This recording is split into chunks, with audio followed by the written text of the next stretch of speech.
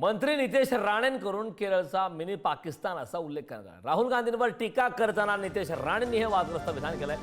नितेश राणेंच्या वक्तव्याचा काँग्रेसकडून मात्र समाचार करण्यात आला। नितेश राणेंना मंत्रिपदावर राहण्याचा अधिकार नाही असं अतुल लोंढेंनी म्हटलंय। राणेंच्या वक्तव्यावर पंतप्रधान मोदींनी भूमिका स्पष्ट करावी असंही अतुल लोंढेंनी म्हटलं।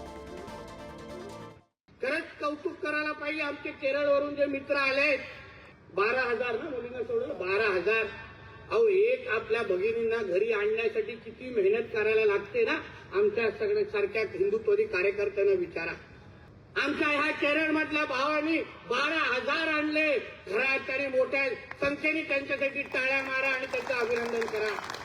12,000 आमच्या हिंदू भगिनींनी त्यांच्या भगिनींचं आयुष्य तरी वाचवलंय, ते पण केरळ सारख्या राज्यामध्ये। अहो ते मिनी पाकिस्तानच आहे केरळ, म्हणूनच तो राहुल गांधी तिथे निवडून आता त्यांची बहीण निवडून येते ना, सगळे अतिरेकीच त्याला मतदान करतात। खरंच आहे, विचारा ते काय अतिरेकींना धरूनच ते लोक खासदार झालेले आहेत। नितेश राणेसारख्या व्यक्तीकडनं अजून आपण दुसरी कुठली अपेक्षा करू शकतो? माझा प्रश्न देशाचे प्रधानमंत्री सन्माननीय नरेंद्र मोदीजी आणि महाराष्ट्राचे मुख्यमंत्री देवेंद्र फडणवीसजी यांना आहे की ज्या संविधानाची एकात्मता आणि अखंडता राखण्याची शपथ घेऊन हा व्यक्ती मंत्री झाला आहे, तो जेव्हा केरळसारख्या प्रदेशला भारताच्या पाकिस्तान म्हणतो आणि जे लोक BJPला मतदान न करता काँग्रेसला मतदान करतात त्यांना आतंकवादी टेररिस्ट म्हणतो, याला मंत्रिमंडळात राहण्याचा अधिकार आहे का?